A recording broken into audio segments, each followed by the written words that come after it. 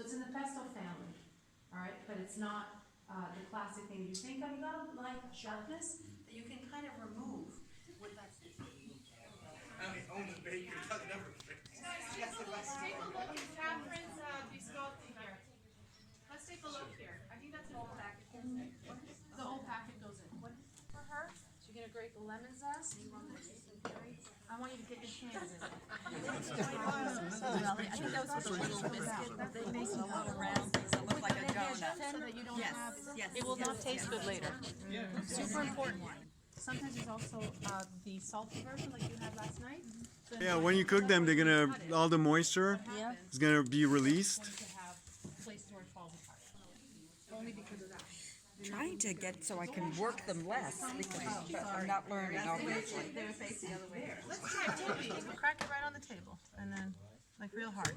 Went a little bit beyond that, but the point is you make a real good slurry with the eggs in the middle. Okay?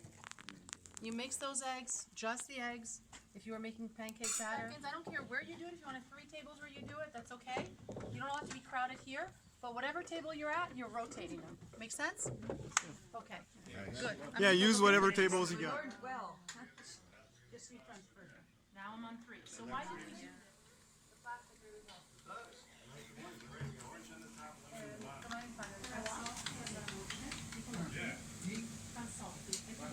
The batch together.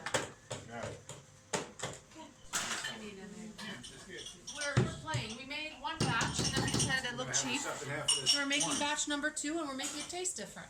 And we measured our sugar very carefully. No, we have another. That's not the one you bought. We bought